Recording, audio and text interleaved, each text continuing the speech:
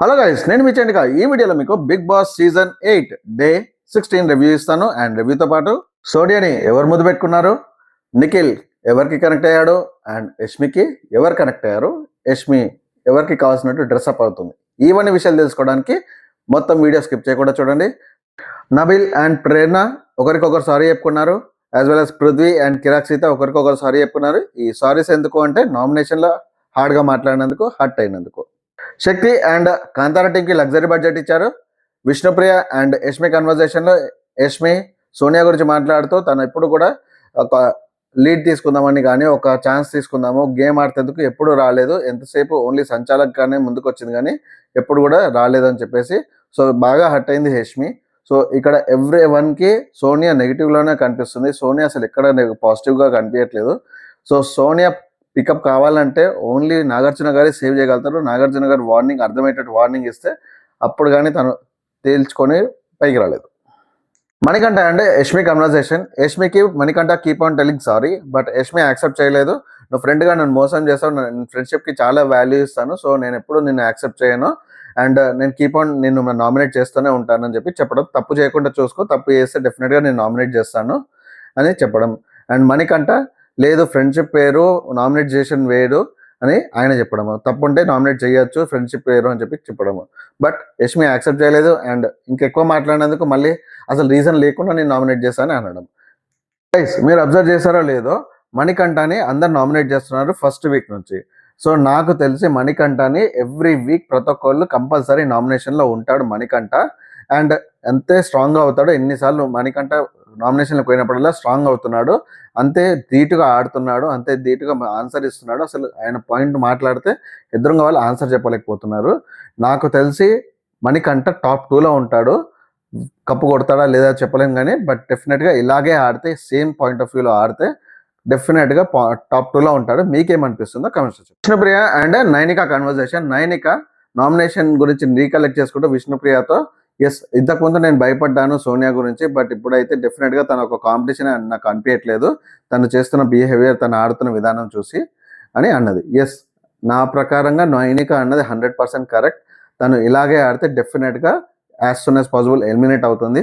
But తన తప్పు తెలుసుకొని తను కరెక్ట్గా ఆడపులిలాగా ఆడితే మటుకు డెఫినెట్గా టాప్ 5లో మంచి కాంపిటీషన్ ఇస్తుంది అని నాకు అనిపిస్తుంది. మీకేమనిపిస్తుందో కమెంట్లో చెప్పండి. Prithviraj, Vishnupriya and Nabeel conversation. పృథ్వీరాజ్ విష్ణుప్రియ కన్వర్జేషన్లో విష్ణుప్రియ పృథ్వీని చూసి నువ్వు సేమ్ ఉపేంద్ర లాగా ఉంటావు, అండ్ ఒక ఉపేంద్ర డైలాగ్ కొట్టేసి ప్యాంపర్ చేస్తూ వెళ్ళిపోతుంటుంది. సో వెళ్తూ ఉంటే నబిల్ పక్క నుంచి, ఓ అందుకేనా నీకు పృథ్వీ అంటే ఇష్టం అని చెప్పేసి అంటాడు. అండ్ నబిల్ తన పాయింట్ ఆఫ్ వ్యూలో ఏమంటాడంటే, మీరందరూ ఎంతసేపు ఒక నామినేట్ చేసుకున్నా కానీ ఇమీడియట్గా విత్ ఇన్ హాఫ్ అన్ అవర్లో క్లోజ్ అయిపోతారు, అంత మంచి క్లోజ్ ఫ్రెండ్స్ అని చెప్పేసి నబిల్ అనడం. అండ్ విష్ణుకి నువ్వు అంటే చాలా ఇష్టం అని చెప్పేసి నబిల్ అంటాడు.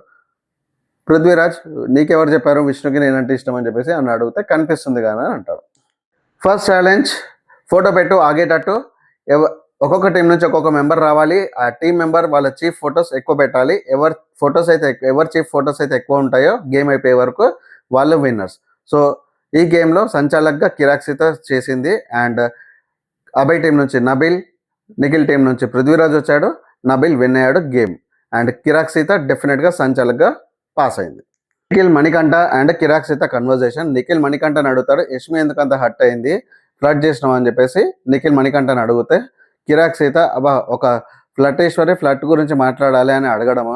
నేను ఎవరిని ఫ్లడ్ చేసినాను, హౌస్లో ఎవరిని ఫ్లడ్ చేయను అంటే, లేదు నువ్వు ఫ్లడ్ చేస్తావు అని చెప్పేసి కిరాక్ అనడం. ఎవరిని చేసినా అంటే, లేదు నువ్వు నన్ను చేస్తావు అంటే, ఫస్ట్ నీతోట నేను అట్లా మాట్లాడాను అని ఫస్ట్ అన్నాడు. మళ్ళీ తర్వాత నీతో మాట్లాడినట్టు ఇంకెవరితో మాట్లాడతా అంటే సోనియా అన్నాడు.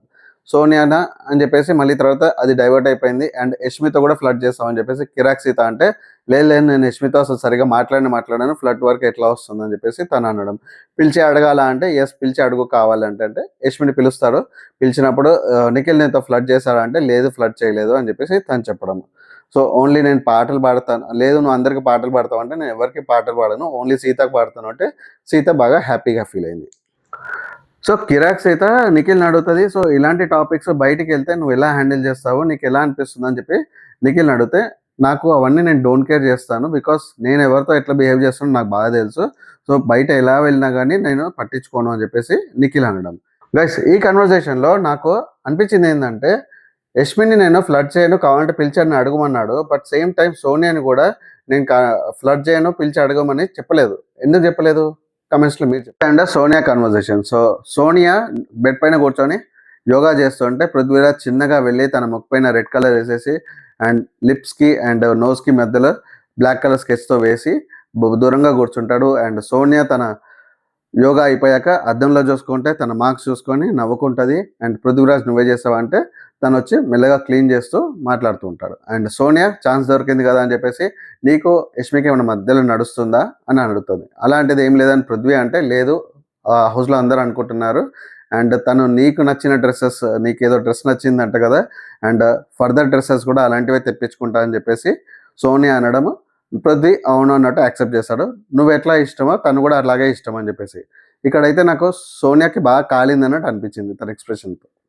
గైస్ ఈ సీన్లో నాకు అనిపించింది ఏంటంటే యోగా సీన్ అయితే డెఫినెట్గా కెమెరాకి కంటెంట్ ఇవ్వడానికే చేసినట్టు ఉంది.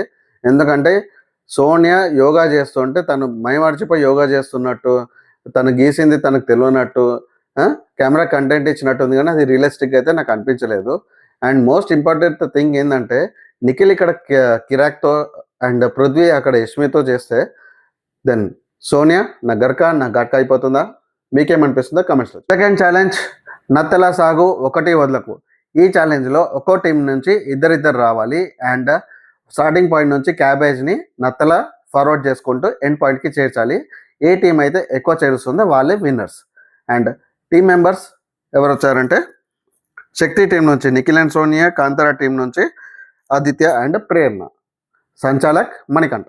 సో ఈ ఛాలెంజ్లో శక్తి టీం విన్ అయింది. అండ్ అందరు కన్వర్జేషన్ అందరు అగేన్స్ట్గా మణికంఠకి ఏమన్నారంటే సంచాలక్గా నువ్వు ఫెయిల్ అయ్యావు, ఇక్కడ క్యాబేజెస్ని రీఫిల్ చేయొచ్చు ఆప్షన్ ఒకటి ఉంది, అండ్ బజర్ నొక్కక ముందే నువ్వు గేమ్ ఓవర్ అని చెప్పావు, ఇది కరెక్ట్ కాదని చెప్పేసి మణికంఠ అనడం. అండ్ నాకు కూడా కరెక్ట్ అనిపించింది, బజర్ నొక్కే వరకు ఆడాలి అండ్ రీఫిల్ చేయొచ్చు క్యాబేజ్ని అని చెప్పేసి. ఎందుకంటే లూప్ హోల్స్ని వెతుకొని మనం గేమ్ ఆడుతున్నారు అందరు కాబట్టి. మీకేమనిపించిందో కమెంట్స్లో.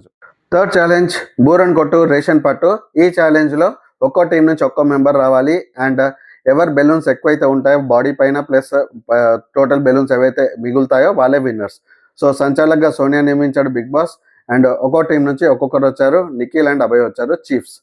అండ్ ఈ గేమ్లో నిఖిల్ విన్ అయ్యాడు అని సోనియా ప్రకటించింది. బట్ మనకి ఇక్కడ క్లియర్గా ఏం చూపించలేదు, ఎవరు బెలూన్స్ అయితే ఎక్కువ ఉన్నాయో వాళ్ళే విన్ అయినట్టు క్లియర్గా ఏమి కౌంట్ చెప్పలేదు. Thanks for watching. Please like, share and subscribe to my channel for more reviews. నేను మీ చండికా సైన్.